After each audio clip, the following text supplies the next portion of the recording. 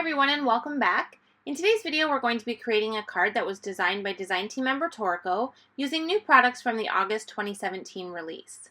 So the star of our card is going to be the Fab-BOO-lous stamp set. This is a really cute stamp set that has all of these great little ghost images, and they're all in different Halloween costumes. So it's just a lot of fun and it creates some really fun scenes on your card.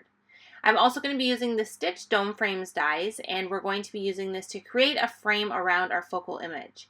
So what I've done is I've die cut this 3 times. I've cut it once from smooth white cardstock, and then I also cut it twice from some gray cardstock. And this is going to get layered together to create a nice frame around our finished image. I also have a card base ready to go. This is an A2 size card, which measures 4 1/4 by 5.5 inches, and that is cut out from gray cardstock. We're also going to have a little bit of ground detail that we're going to cut from some black cardstock, so I went ahead and done that using the stitched basic edges dies. I used this arch die here and I cut it out of a piece of black cardstock that measures long enough to cover this arched space here that we have, as this is where we're going to do all of the stamping to create our scene. So what I'm going to do is I'm going to take a pencil and I'm going to lay this down onto my little scene piece here so that I know exactly where it's going to be when I adhere it onto the finished card.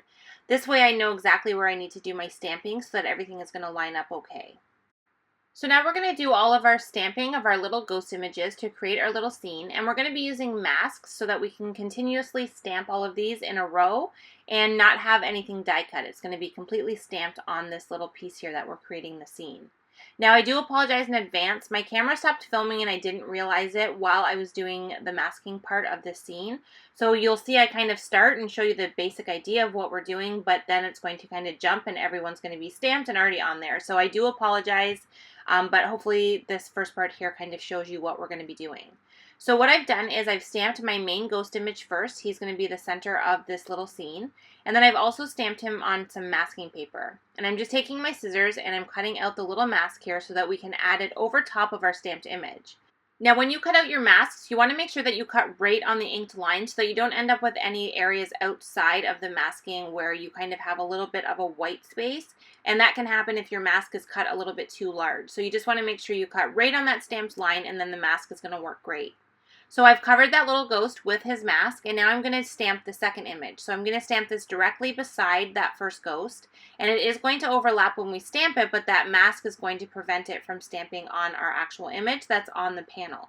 So now you can see here, like I mentioned, we completely jumped and I have the whole scene stamped, but I did the exact same thing for each of these pieces. So I stamped that witch, and then once I had her stamped, I put her mask over top of her, and then I stamped the tombstone beside her. And then I did the same thing in the other direction. I stamped the Frankenstein, added his mask, and then I did the tombstone at the end, and then I put masks on those as well. So now everything on this little piece is currently covered with a mask. These are not the actual stamped images. So while we have all the masks in place, we're going to do the background so that we can add all of this ink detail and not worry about covering up our little stamped ghost there. So what I'm doing is I first added some darker purple ink along the bottom, and I've kind of dabbed that on just to give it a little bit more of a textured look. And then I'm taking my lighter purple color and I'm using the mini cloud edge stencil to add some cloud detail to the scene as well. So once I have all of the clouds finished on my little background area, I'm just going to do some stamping while I still have those masks in place so that I can do a little bit of stamping overlapping where I have those ghost images.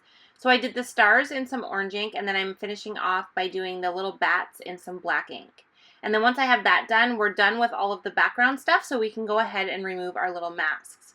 And this is my favorite part by far of the masking process, is removing everything and seeing all of those great images underneath that are now ready to be colored to complete our scene. To color in all of my ghosts, I'm going to be using Copic markers, and I don't need to use a lot of different colors to do some shading because these are relatively small images, and 3 out of the 5 of them are going to be pretty much grays and whites anyway, so I just picked a few different shades of some green for the Frankenstein ghost, and then I also used those exact same green colors for the hair on the witch and the little grass detail beside each of the tombstones. Then for the hair on Frankenstein, I just used some darker gray colors. And then I used some lighter gray colors to do my coloring on the tombstones as well as the witch and the main ghost image in the center. I wanted the tombstones to kind of look gray, so I pretty much colored those in completely with my gray markers.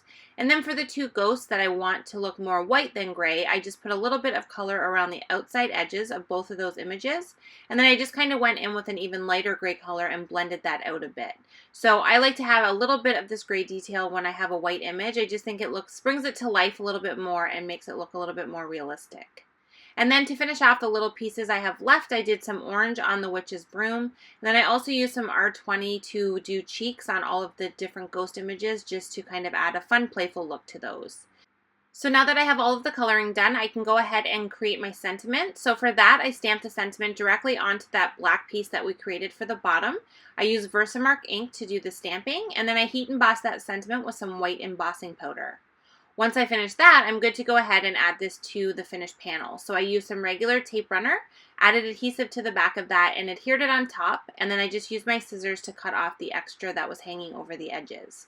So now we have the fun little scene created that's going to go inside the frame. So now we need to create the base of our card. So I have my card base once again. I have all three of the frames that we die cut out at the beginning. And then I also have some pattern paper from the Dot and Stripes Brights paper pad. And what I'm doing is I'm first attaching an orange strip to the bottom area of the purple polka dot. And then I'm just taking my scissors and cutting the extra off the ends of that piece there.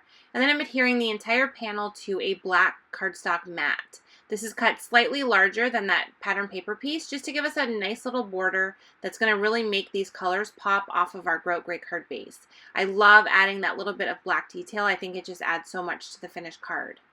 So now that we have the background completed, I'm going to go ahead and create our little framed scene. So I first added the white piece to the base of the card, and then I put the scene piece directly in the middle. And now I'm adding the two gray pieces directly on top, which is going to give us some fun dimension with that frame and completely cover and go around that frame scene. So it just really gives it a nice finished look.